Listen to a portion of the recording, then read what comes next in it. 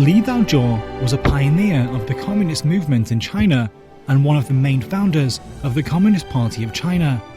Li, who died at the age of 38, has inspired millions of Chinese youths with his deeds and articles. His heroic story has been shared by Chinese President Xi Jinping. Li was born in this bungalow in Hebei Province, North China, in October 1889.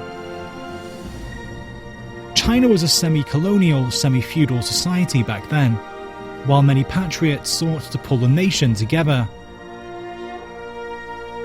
大钊先生6岁时进入村私塾，先生为他起名其年，字寿昌，希望他一生平安长寿。在他读书期间，辛亥革命爆发。1913年，他东渡日本求学。It was in Japan that Li came to know about socialism and the theory of Marxism.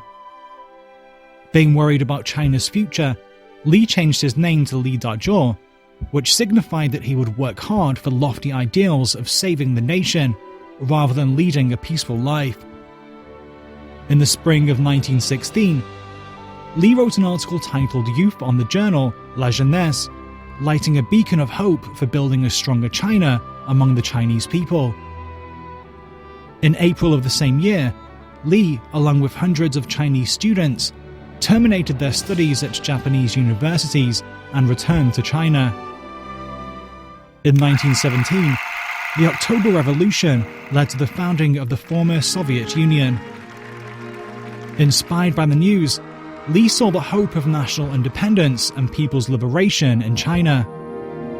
他在宣传十月革命和宣传马克思主义、宣传布尔什维主义的过程中，最早的转变成了马克思主义者。他专门提出我们要组织一个劳动家的政党。In 1921, Li Dazhao was one of the key figures in founding the Communist Party of China. In the meantime, a workers' school was established by a communist group in Changshindian of Beijing to promote Marxism and train talent for the revolutionary cause. Li was one of the teachers who gave lessons to railway workers here. 1921年，在李大钊、邓中夏等共产党人的领导下，长辛店铁路工人成立了工会。1923年爆发了京汉铁路工人大罢工，长辛店也是主要的策源地和发生地之一。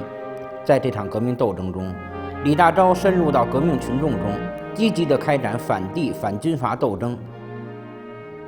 This courtyard is where Li and his family lived from early 1920 to early 1924. Li also traveled between Beijing, Shanghai and Guangzhou, playing a role in Chinese statesman Sun Yat-sen's reorganization of the Kuomintang.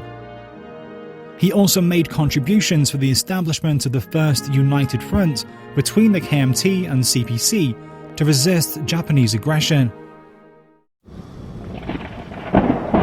In April 1927, 20 revolutionists, including Li Dazhao, were arrested in Beijing. Li was then executed by a warlord and died a heroic death. Many years later, Li's daughter wrote an essay remembering her father.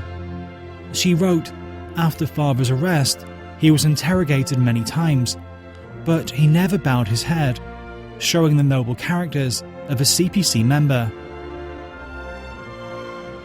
In June 2021, during a group study session of the Political Bureau of the Communist Party of China Central Committee, President Xi said, looking back at the 100-year history of the CPC, countless CPC members sacrificed their lives for their ideals.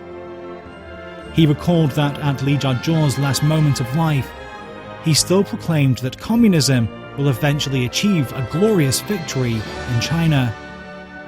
In September 2021, Xi also shared Li's story during a speech to a high-level training class in Beijing. Xi quoted Li as saying, "The purpose of life is to develop one's own life, but there are also circumstances that life has to be sacrificed in order to develop lives. A noble life is always embodied in heroic sacrifice." Xi said Li died a martyr's death, which bespoke his extreme firmness on his ideals and convictions. 理想信念是我们中国共产党人的精神支柱和政治灵魂。从1921年我们党成立到1949年新中国建立，28年中，有名可查的烈士就多达370多万。因此，我们一定要继承发扬共产党人无所谓的奉献精神，不懈奋斗，永远奋斗，共同将党的事业推向新的胜利。